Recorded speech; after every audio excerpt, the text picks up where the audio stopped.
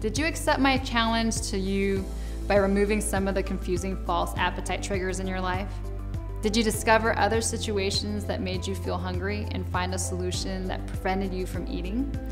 I hope you will share your experience and any of the strategies you tried that were really helpful to you.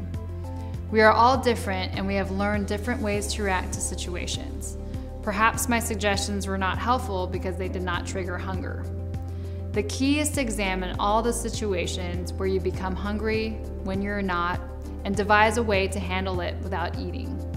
Let me know in the comment box below how my suggestions worked for you. So another cause of eating when you're not hungry is emotional reasons. Emotional eating is extremely common. Eating a whole pint of ice cream because you're depressed, snacking out of boredom, are all emotional reasons that may trigger us to eat.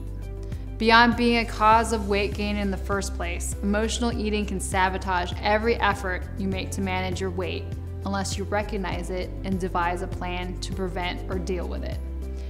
It is important to be aware of these emotional triggers in order to catch yourself before you mindlessly eat due to them. It is important to identify these triggers to come up with a plan to do something else other than eat. Emotional eating isn't always linked to negative emotions like boredom, anxiety, sadness, or loneliness.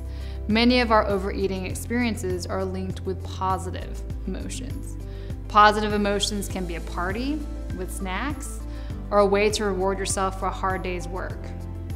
So what we have to do is recognize that our eating is caused by emotion and have a plan ready to counter it. Keep a food diary.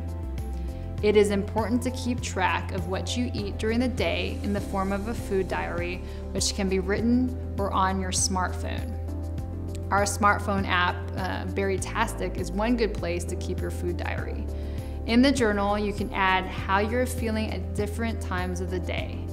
If stress is a trigger, then take steps to de-stress. Ways you can de-stress would be to go out for a walk, listen to music, dance, group exercise, taking a nice bubble bath. Consider a weight management support group. Also, support groups are very important to help with weight loss. Bariatric surgical patients, for example, do much better when they are a part of a support group. These groups allow for going through experiences with other people who may have gone through what you're experiencing. Always have a healthy snack nearby so that if the worst comes to worst, you can replace the unhealthy food you crave for a healthy, high-protein snack. You should have some cut up celery, vegetables in the fridge so it is easy to grab for when you need a snack.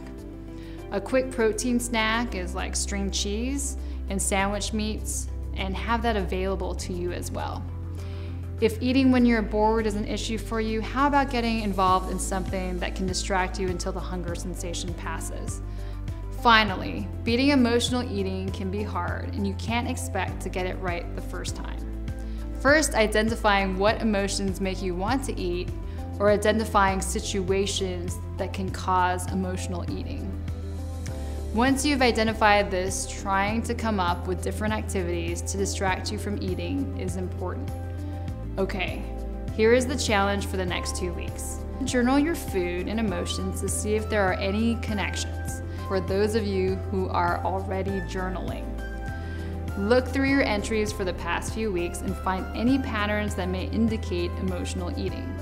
Now make a plan for the next time this happens, an emergency plan if you will. Write down exactly what you plan to do. When the situation arises, enact your plan and see what happens.